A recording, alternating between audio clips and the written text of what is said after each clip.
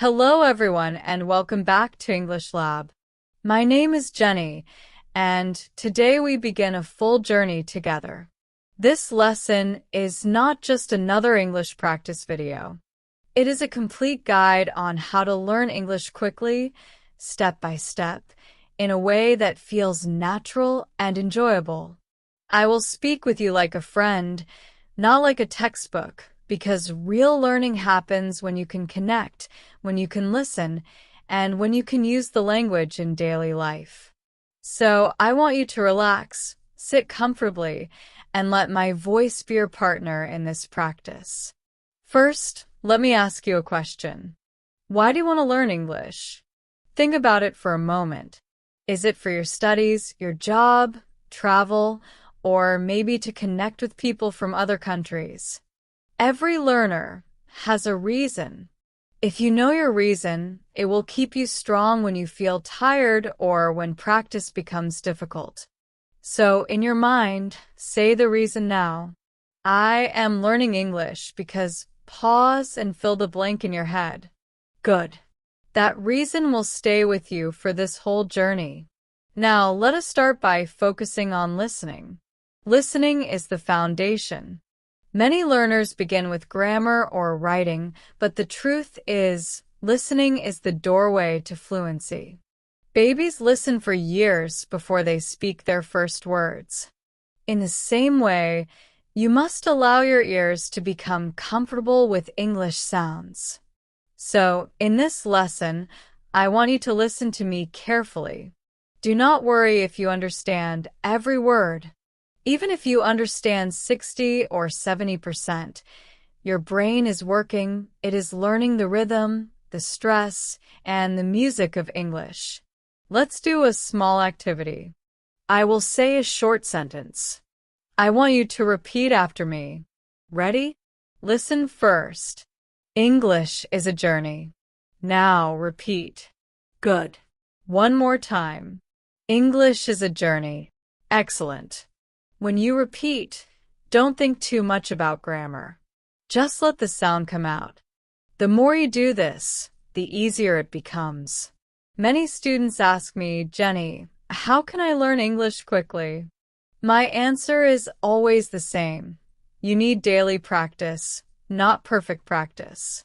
A few minutes every day is more powerful than 3 hours once a week. Think of English like exercise. If you go to the gym one day for 3 hours, then do nothing for the rest of the week, your body will not grow strong. But if you go every day for 20 minutes, your body will become stronger slowly and the strength will stay. Language is the same. So from today, I want you to promise yourself, I will listen, I will speak, I will read, or I will write in English every single day. Even if it is just 10 minutes. Can you do that? Yes, I believe you can. Let's practice another listening exercise. I will tell you a short story. Don't worry about every detail. Just try to follow the main idea. Here we go. Last week, I met a friend in a coffee shop. She wanted to improve her English, but she felt shy. She said, Jenny, I can read books, but when someone speaks, I get nervous. I told her, that is normal. The secret is to listen more. Listen to music, listen to movies, listen to podcasts. Even if you don't understand everything, your brain is learning.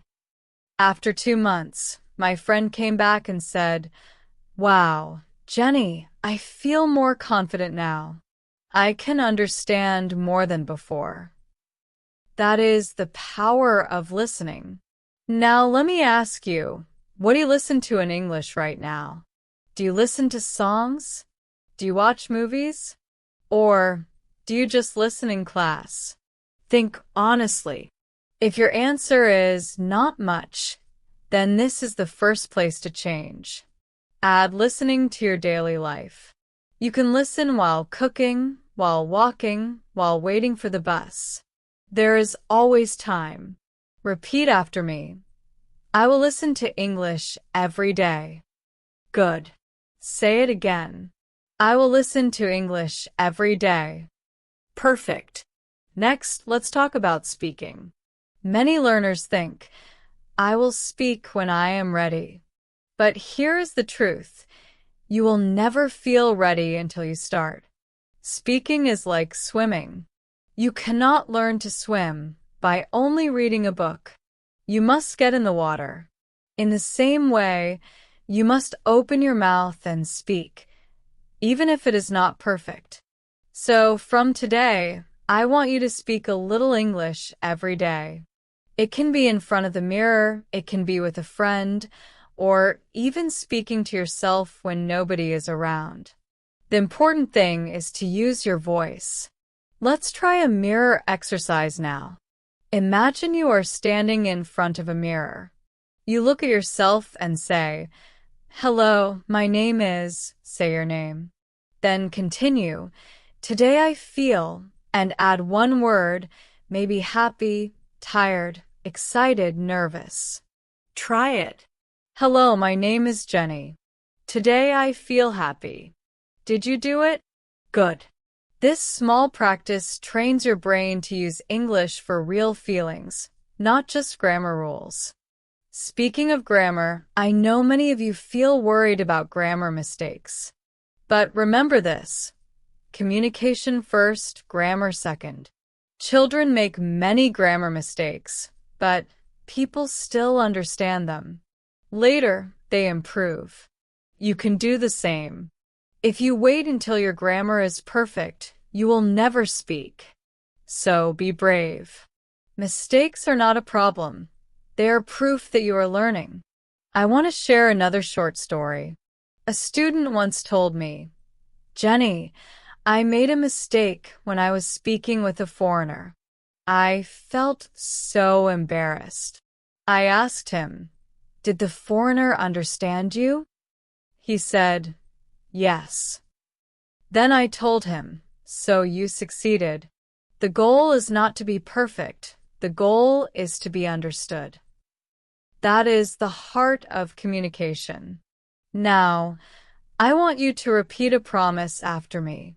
Listen carefully. I am not afraid of mistakes. Now you. Good. Again, louder. I am not afraid of mistakes. Excellent. Keep that promise. In the next part of our lesson, we will focus more deeply on how to organize your study plan, how to balance listening, speaking, reading, and writing. But before we move there, let's slow down and relax with another listening practice. I will read a small paragraph twice. The first time, just listen. The second time, try to repeat after me sentence by sentence. Ready? Listen first. Learning English is like planting a tree. At first, the seed is small and invisible. You water it every day with practice. You give it sunlight with listening and speaking. Slowly, the tree grows. After months, you see strong branches. After years, you see beautiful fruit. English is the same. Small daily practice creates strong results. Now let's repeat. Learning English is like planting a tree. Repeat. Good. At first, the seed is small and invisible. Your turn. Excellent. You water it every day with practice. Repeat. You give it sunlight with listening and speaking. Good. Slowly, the tree grows. Repeat. After months, you see strong branches. Good. After years, you see beautiful fruit. Repeat. English is the same. Small daily practice creates strong results. Excellent. Do you feel the rhythm? This is how your ears and tongue slowly become friends with English. All right, my friends, this is the end of part 1 of our journey. In this first part, we talked about reasons for learning, the importance of listening, the courage to speak, the acceptance of mistakes, and the idea of daily practice. In the next part, we will go deeper. We will design a real plan for your English growth. We will discuss how to choose materials, how to stay motivated, and how to mix fun with discipline. So don't stop here. Continue with me in part 2, and let's keep building your English step by step. Now we move forward into something even more practical, building your own study plan. When you learn English, you might sometimes feel lost, like you're standing in the middle of a big forest and you don't know which way to walk. A study plan is like your map. It does not need to be complicated. It only needs to help you know what to do each day, so you don't waste time asking yourself, "What should I study today?" Let's create one together. Imagine your week has 7 days. Of course, you also have school, work, family, or other responsibilities. But I want you to find at least 20 to 30 minutes each day for English. That is the minimum. More is welcome, but small and regular is better than large and rare. Now, how do we divide that time? I suggest this. Listen every day, speak every day, and then choose reading or writing depending on your goal. Let's try an example. On Monday, you wake up and listen to an English podcast while you brush your teeth. That is 10 minutes. Later in the evening, you stand in front of the mirror and speak 3 sentences about your day. That is another 10 minutes. Finally, you read 1 short article online before bed. That is 10 more minutes. In total, 30 minutes. Easy. On Tuesday, you do something similar, but maybe instead of reading, you write a few sentences in a notebook about what you did that day. Again, 30 minutes. Do you see? You don't need special books. You just need consistency. Repeat after me. Small steps every day. Good. Again. Small steps every day. Yes, that is the secret. Now, let's talk about listening materials. What should you listen to? Many learners only listen to English when their teacher speaks in class, but that is not enough. You must create your own listening world. Music is one option, but be careful. Sometimes song lyrics are poetic and not natural for daily conversation. So they are fun, but they are not always useful. Movies and TV shows are wonderful because you hear real conversations, intonation, and daily expressions.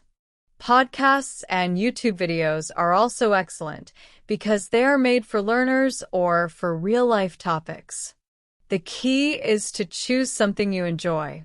If you like cooking, listen to a cooking video in English. If you like sports, listen to sports commentary. Enjoyment gives you energy to continue. I will share a little story.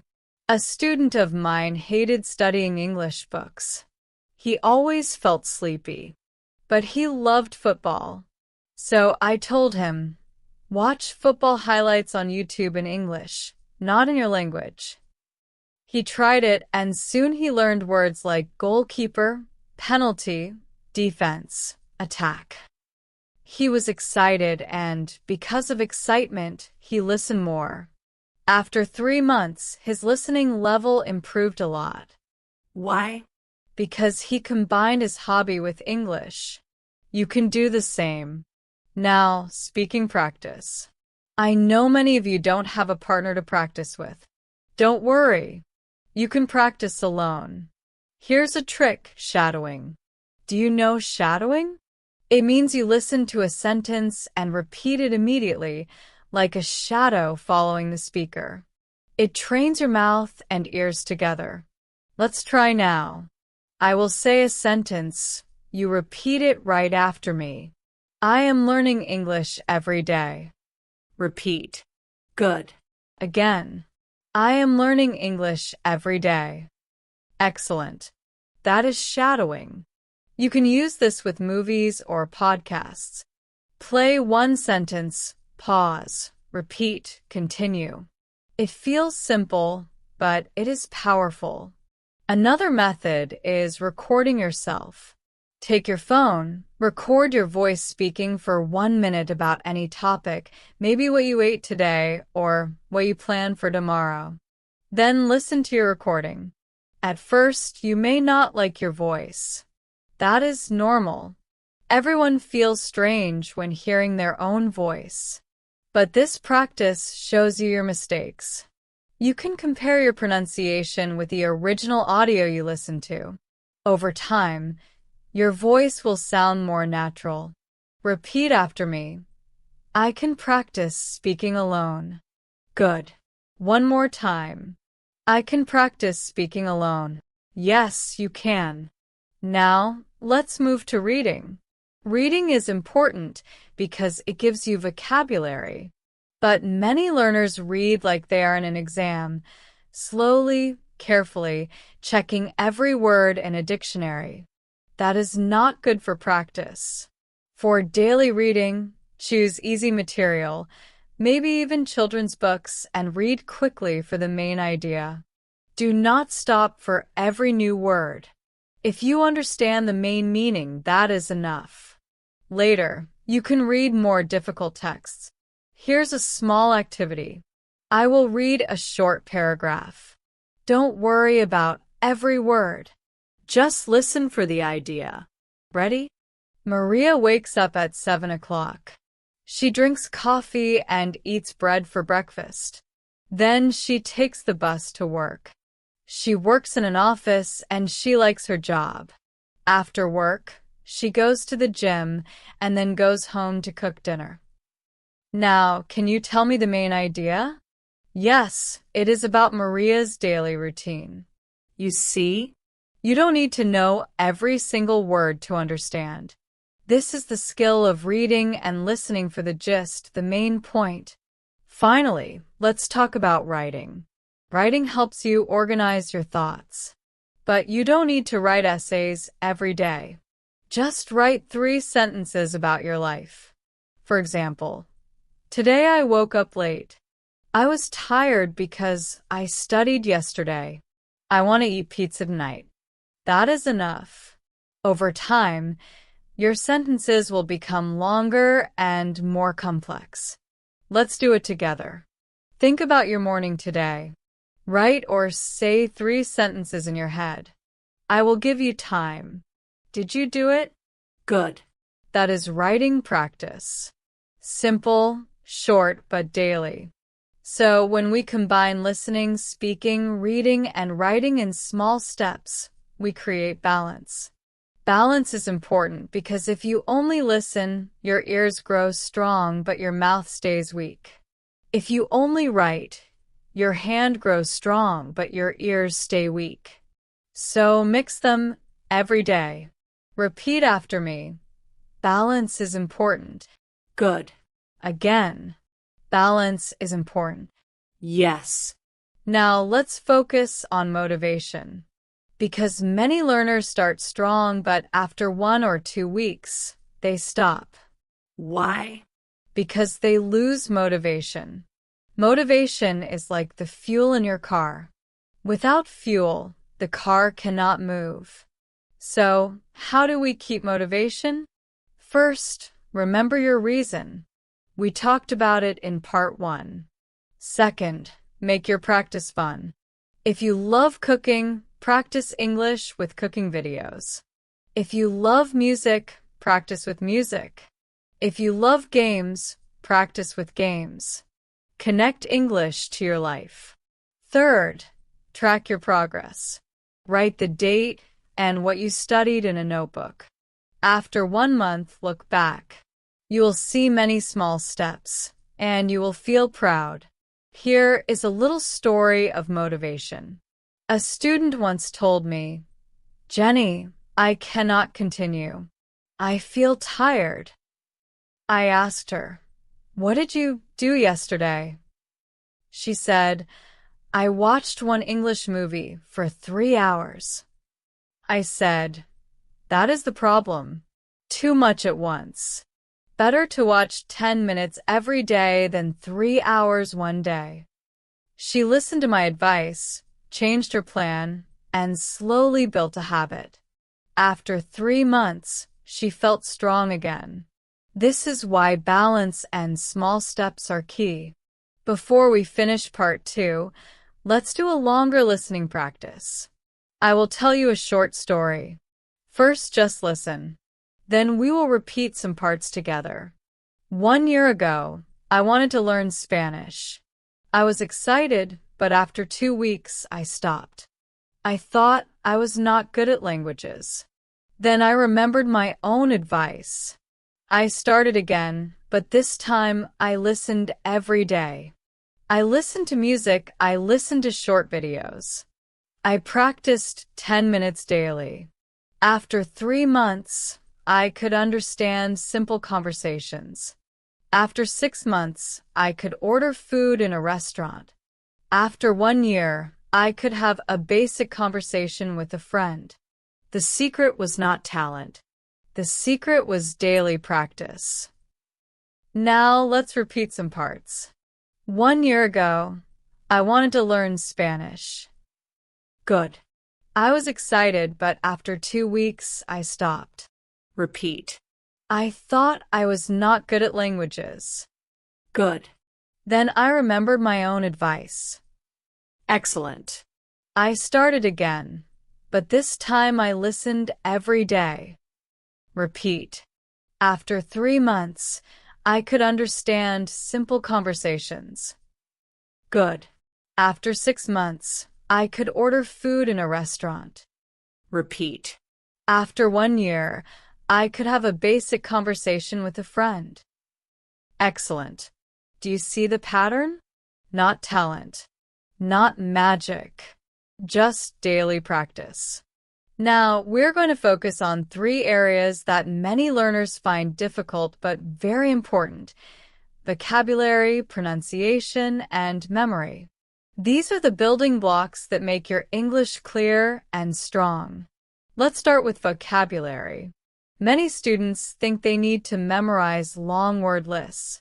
They open a book, see 100 words, and try to learn them all in one day. But the next morning, they forget half of them. Does this happen to you? It happens to almost everyone. The reason is that our brain does not like isolated words. Our brain loves context, which means words inside a story, inside a sentence, inside a situation. So instead of memorizing lists, I want you to learn vocabulary in real life. For example, if you are cooking rice, look at the rice and say, rice. Smell the rice and say, boil the rice. This way, the word is connected to your senses. Or, if you are walking outside and see a dog, say to yourself, that dog is running. The memory becomes strong because it connects with your life. Here's a small exercise. I will give you 3 new words in a little story. Ready? Listen. Yesterday, I went to the market. I bought a basket of apples. The apples were fresh and sweet. The basket was heavy, so I carried it slowly. The new word here is basket.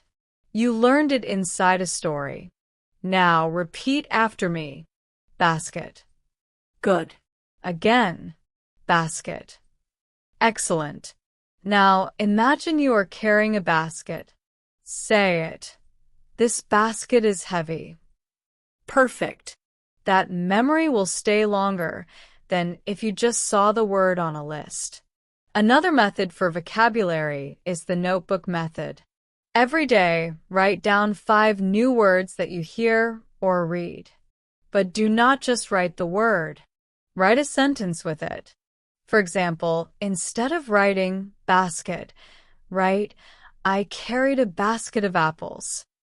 This way, when you look at your notebook later, you will see the word in context. That helps your brain remember. Repeat after me.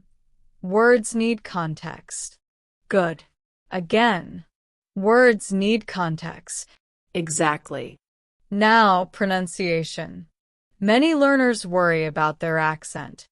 They say, Jenny, my accent is bad.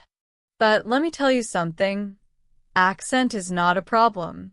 Everyone has an accent, even native speakers. The goal is not to lose your accent. The goal is to be clear and understood. If people can understand you, you are successful. How do we improve pronunciation? The first step is listening carefully. English has stress and rhythm. Some words are stressed, some are not. Listen to native speakers and notice which words they say strongly. For example, in the sentence, I want to go to the market, the stress is usually on want and market. Try saying it with me. I want to go to the market. Repeat. Good. Again. I want to go to the market. Excellent. This rhythm is the music of English. Another way is to practice minimal pairs. These are words that sound very similar but have one small difference. For example, ship and sheep. The first has a short I, the second has a long E. Let's practice. Repeat after me. Ship. Good. Sheep. Excellent. Ship. Sheep. Can you hear the difference? Keep practicing, and your ear will become sharp. Recording yourself, as I mentioned before, also helps here. You can compare your pronunciation with a native speaker and adjust. Don't be shy to listen to yourself. It's like a mirror for your voice. Repeat after me. Clear, not perfect. Good. Again. Clear, not perfect. Yes. That is the goal. Now, let's talk about memory.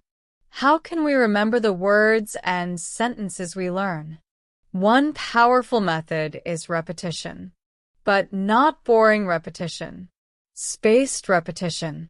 This means you repeat the word today, then tomorrow, then 3 days later, then 1 week later.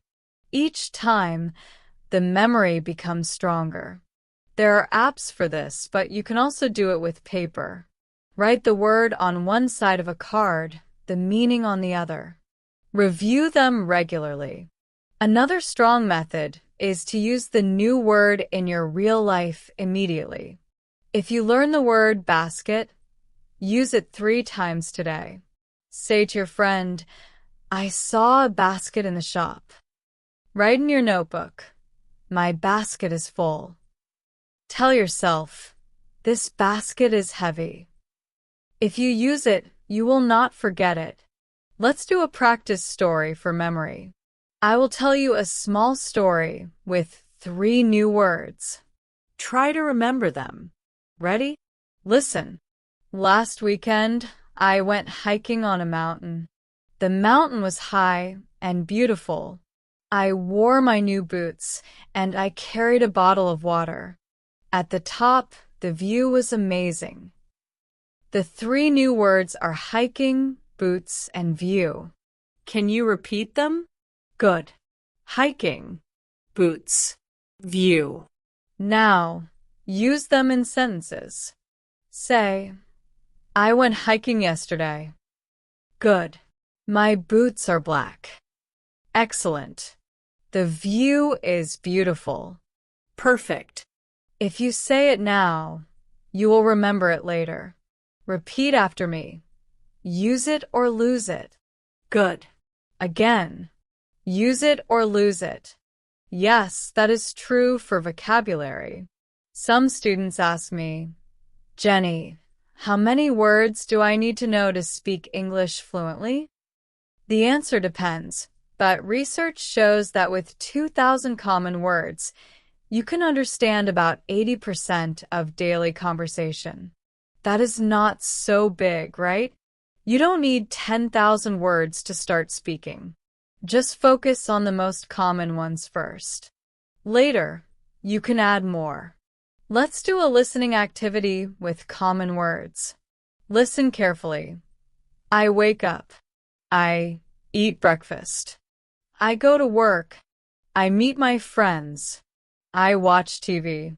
I go to bed. These are all common words. Wake, eat, go, meet, watch, bed. You see, simple words can express a full day.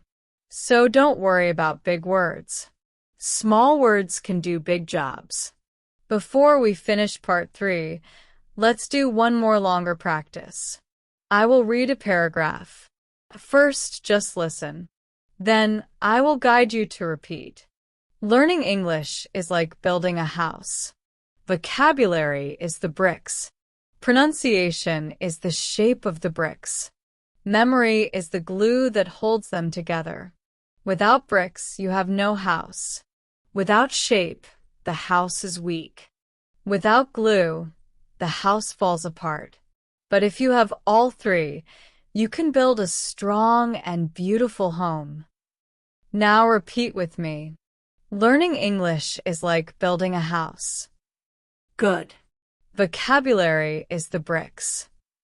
Repeat. Pronunciation is the shape of the bricks. Good. Memory is the glue that holds them together. Excellent. Without bricks, you have no house. Repeat. Without shape, the house is weak. Good. Without glue, the house falls apart. Excellent. But if you have all three, you can build a strong and beautiful home. Perfect. Do you feel it? Vocabulary, pronunciation, and memory are the bricks, shape, and glue. Together, they give you power. You use it when you travel, when you work, when you meet people, even when you watch a movie or order food in a restaurant. So, let us step into those real situations together. Imagine first that you are traveling. You arrive in a new country and you need English to survive. What is the first thing you will probably do? You might go to the airport counter. Let's practice. Listen to me. Excuse me, where is the taxi stand? Repeat it. Good. Again, excuse me, where is the taxi stand? Excellent. Simple, polite, clear. Now, imagine you get in the taxi. The driver asks, "Where do you want to go?" You can answer, "Please take me to the hotel." Repeat, "Please take me to the hotel." Good. Already, with 2 short sentences, you are traveling smoothly. Now, let's move to the hotel. You walk to the reception desk. You say, "Hello, I have a reservation." Repeat. Good. The receptionist asks, "What is your name?" You answer, "My name is," and add your name. Perfect. You see? Travel English is not long or complicated.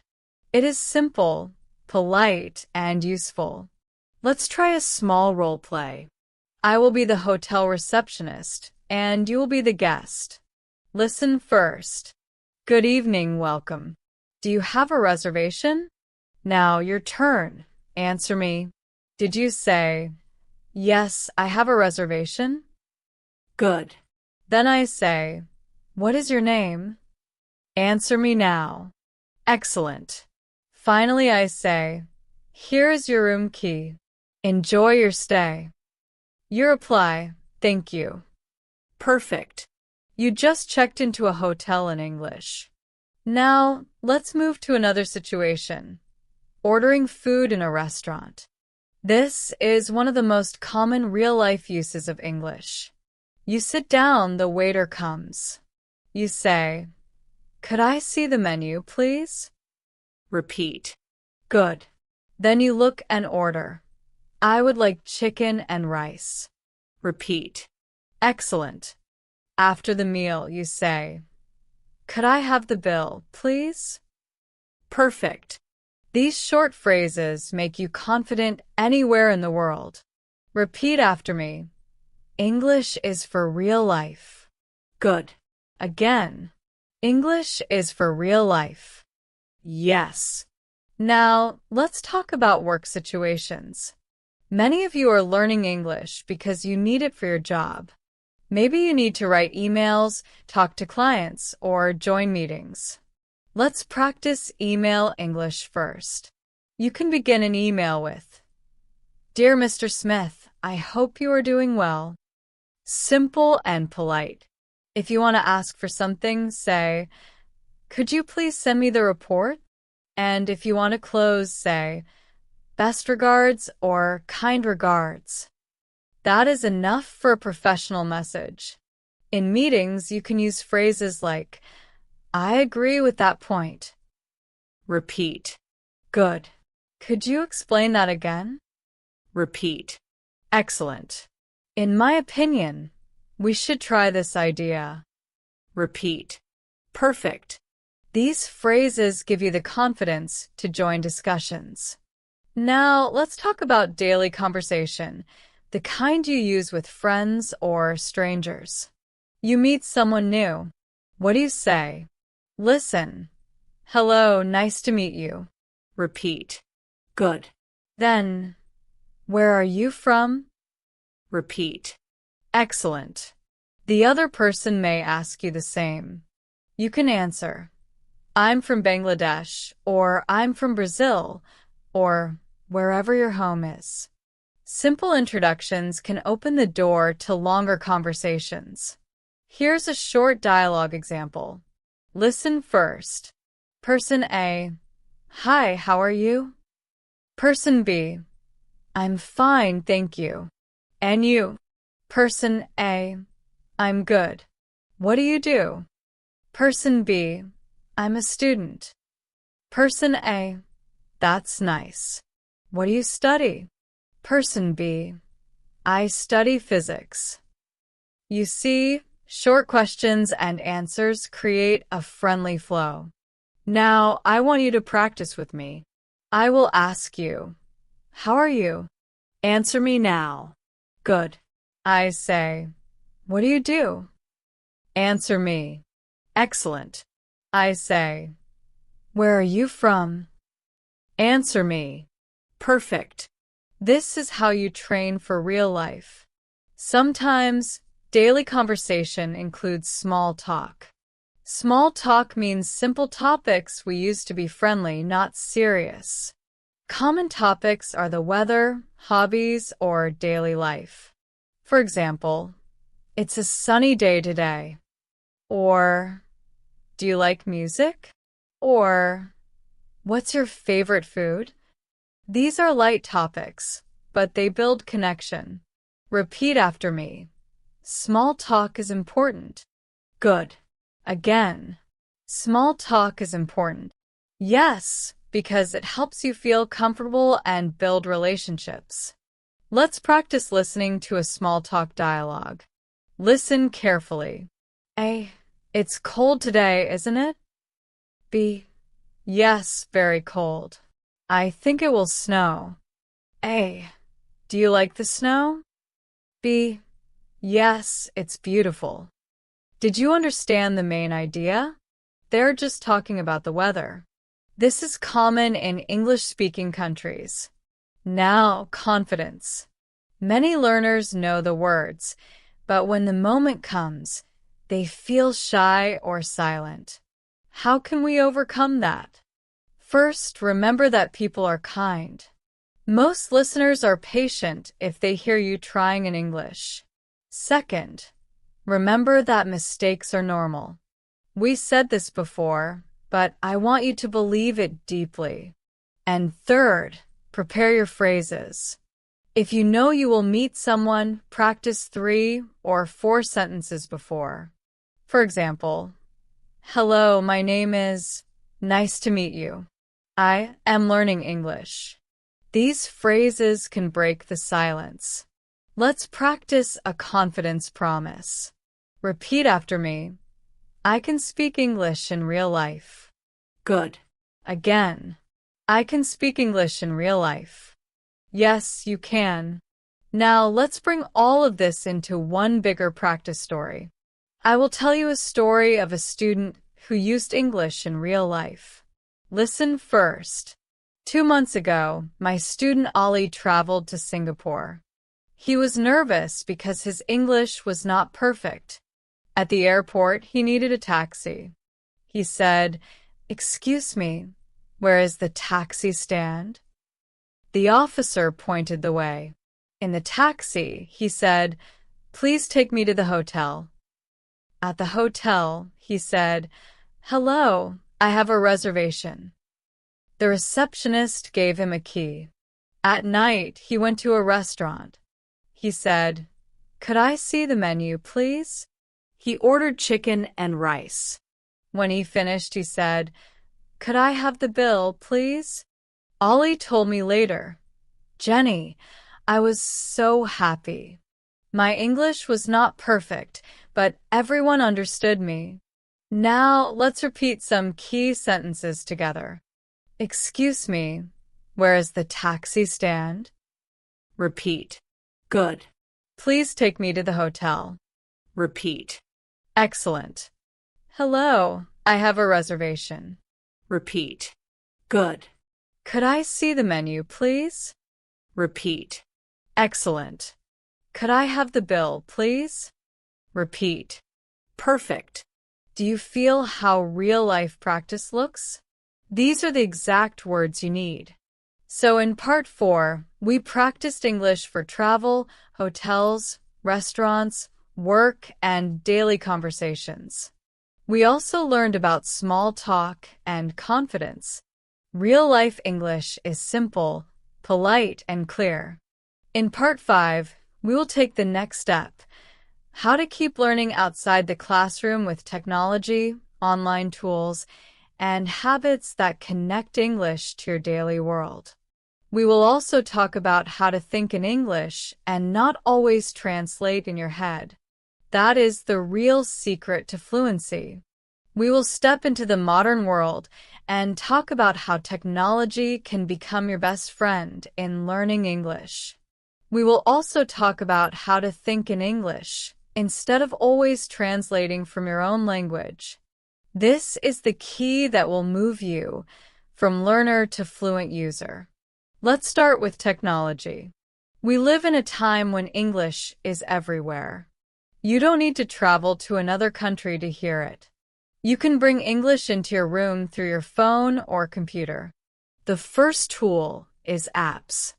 There are many language learning apps where you can practice vocabulary, listen to dialogues, and do small exercises. These apps are like gyms for your brain. But remember, the app alone will not make you fluent. It is just a tool. The power is in your daily use of it. Another tool is YouTube. Yes, even this video right now is one example. On YouTube, you can find channels for grammar, pronunciation, listening practice, and even channels that teach English through stories, songs, or news. The advantage is that you can pause, rewind, and repeat as many times as you want. You control the speed. So I encourage you to use YouTube not just for entertainment, but as part of your study. Podcasts are also excellent. They are like radio programs you can listen to anytime. Some podcasts are made for English learners with slow and clear speech. Others are made for native speakers, and they can challenge you. My advice is to start with learner podcasts, then move to real podcasts when you feel ready. Listen while you walk, clean, or cook. Turn boring time into English time. Social media can also help. If you use Instagram or TikTok, follow English teachers or English content creators. Short videos can give you daily exposure. But be careful. Don't waste hours scrolling. Use it wisely. Set a time, maybe 10 minutes a day, to watch English content. Now, let's talk about online communities. You can join groups on Facebook, WhatsApp, or Telegram where learners practice English together. You can find speaking partners from around the world. Imagine practicing with someone from another country who also wants to improve. You both help each other. This is powerful because it makes English real and social. Repeat after me. Technology helps me learn. Good.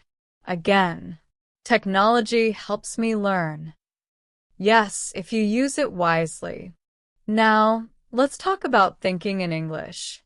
Many learners always translate in their head. For example, they think in their own language, then try to translate word by word into English. This makes them slow and nervous. The solution is to think directly in English. But how do we do that? Step by step. First, start with small things. When you look at your room, don't say in your own language, table, then translate. Just say table in your mind. When you drink water, don't translate from your language. Just think, I am drinking water. At first, it feels strange, but with practice, it becomes natural. Another trick is to use English for your daily self-talk. We all talk to ourselves silently. Maybe you think, I am tired, or I need to go shopping. Instead of thinking in your own language, change to English. Say, I am tired, or I need to buy vegetables. This trains your brain to stay in English. Reading in English also helps you think in English. When you read a story, don't translate every sentence. Just imagine the picture in your head. For example, if you read, the boy runs in the park, don't translate word by word. Just imagine a boy running in a park. That is thinking directly in English. Repeat after me. I can think in English. Good. Again. I can think in English. Excellent. Now, let's practice together. I will give you small daily situations. You must imagine and say the sentence in English. Ready? You wake up. What do you say? Good morning. Excellent. You feel hungry. Say, I want to eat. Good. You see your phone. Say, I got a message. Perfect. This is how you start small but build a habit. Another important part of thinking in English is to stop worrying about translating every new word. If you see a new word, try to guess the meaning from the situation. For example, if you read, the cat is sleeping on the sofa, and you don't know sofa, you can guess from the picture. It is something the cat is on. Later, you can check the dictionary. But first, trust your brain. Now, let's do a longer listening activity about technology and thinking. Listen carefully. Last year, one of my students started listening to podcasts every morning for 15 minutes. At first, she understood very little, but she did not stop. She listened every day while making breakfast. After 2 months, she noticed that English words were coming to her mind without translation. She started thinking in English during small moments, like when she was cooking or cleaning. Technology gave her the material, and daily practice changed her brain. Now, repeat some parts. She listened every day while making breakfast. Good. After 2 months, she noticed that English words were coming to her mind. Excellent. She started thinking in English during small moments. Perfect. You see, it is possible. The brain is flexible. The more you feed it with English, the more it will start to think in English naturally. Before we finish this part, let's talk about building habits with technology. A habit means something you do automatically. To build an English habit, connect it to something you already do. For example, if you drink coffee every morning, listen to an English podcast while you drink it. If you exercise, listen to English music or stories while you move. If you travel on the bus, read an English article on your phone. Link English to your daily life, so it becomes natural. Repeat after me. English is part of my life. Good. Again. English is part of my life. Yes. So, in part 5, we explored how technology can give you listening, reading, and practice opportunities, how to use apps, podcasts, YouTube, and social media wisely, and how to begin thinking in English without always translating. In part 6, the final part, we will put everything together. We will talk about building confidence, keeping motivation for the long term, and making English not just something you learn, but something you live every day. Let us begin with confidence. Many learners tell me, "Jenney, I feel shy when I speak." Or, "I know the words, but my mouth is silent." This is very common. Confidence does not come from waiting. Confidence comes from doing. Every time you speak English, even if it is one sentence, you add a small stone to the wall of confidence. Day by day, the wall becomes stronger. So the only way to be confident is to practice, to open your mouth, and to speak. Here's a story. One of my students never spoke in class. She always looked down. One day, I asked her to say just one sentence. "My name is Sarah." She whispered it. The class clapped for her. The next week, she said 2 sentences. After a few months, she was speaking freely. She told me later, confidence grew like a plant. First small, then bigger. That is how it works. Let's practice a confidence promise. Repeat after me. I believe in myself. Good. Again. I believe in myself. Excellent. Keep that promise in your heart. Now, let's talk about motivation. In the beginning, learning English feels exciting. But after some time, maybe weeks or months, you feel tired. Maybe you think, I am not improving. This is the dangerous moment. Many people stop here. But the truth is you are improving just slowly. English learning is like growing hair.